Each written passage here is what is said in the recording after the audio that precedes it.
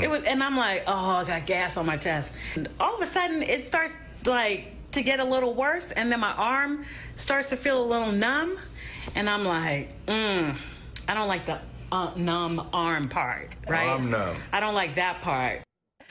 That part. So you may remember, it seems like so long ago now, thankfully, but I shared a little scare I had over the weekend. I had a little chest pains, other symptoms, and I figured better go to the ER and check it out. I got too much to stick around for. So after several hours, a whole lot of tests, thankfully, all clear. They said my heart was good. I still need to go get the stress test. Yeah. I feel like you got everything taken care of. Yeah, but it was a wake-up call. So, look, I was excited to hear that we were bringing awareness to others when it comes to heart disease, and hopefully that little message will help somebody go get tested. Yeah, and before you end up in the ER. We're happy that you're okay. This morning, though, we're headed to Northern Virginia for details about a simple test you could take that could save your life, and Holly has those details. Hey, good morning. And Allison, you'll be interested to know that news travels fast in terms of your scare. Dr. Levy here, Dr. Warren Levy, he knew about the scare that you had. Tell him, Dr. Levy, why you knew. It's funny because we went out to the Bethesda Jazz Club, and Mark, Allison's husband, was doing stand-up that night, and all he talked about was Allison and about her scare the night before. And here we are today talking about how we can hopefully address some of these scares and reduce risk. Yeah. So, Allison, I'm glad you could provide some fodder for me too, actually. And it is not funny, right? And let the good doc know, I will definitely, I'm so excited about this, what you're doing, and I will definitely make an appointment to come and get this particular test.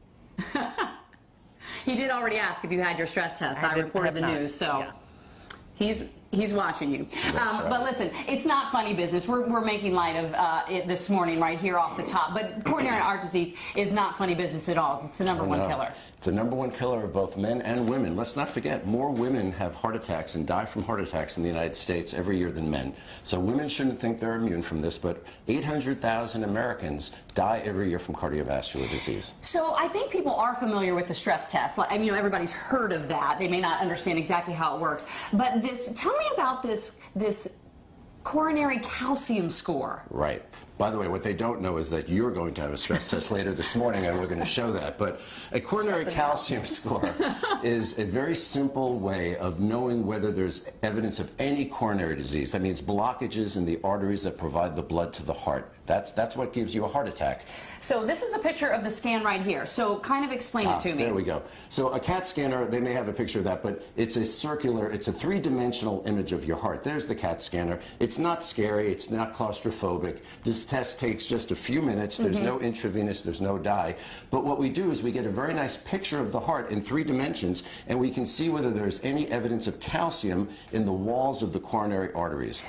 I think we have a picture of some different scans so that, you know, what you read after the fact, and kind of tell me what it means and what you learn from it. This is a beautiful picture. So if we start at the top left, that's a normal heart. There's no calcium in the coronary arteries. On the top right, there's a little speck of white there, and that's calcium in the wall of the artery.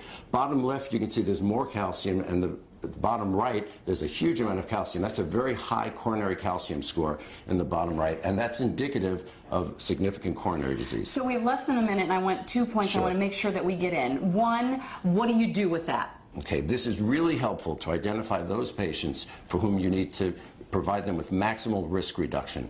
Do you need to be on a statin? Do you need to be on aspirin? What do you need to do lifestyle changes to reduce your risk of a heart attack? The higher your coronary calcium score, the higher your risk of having a heart attack and dying from coronary disease. Now, I know a lot of people at home are watching this and they're like, yeah, I'd love to have that test. Covered by insurance. It is not covered by insurance, and that's a real problem, and it should be. But it's not expensive. It's a cash and carry exam.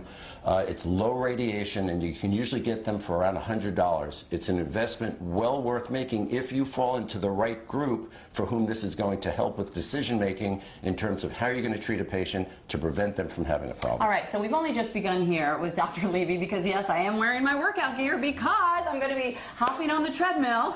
Look how excited he is to admit. Allison, you need to pay attention here because you're next. Yeah, because while I can take a stress test for myself, I can't take a stress test for you. I know. So anyway, we're going to do that in the next hour. Talk about how it works so you won't be afraid.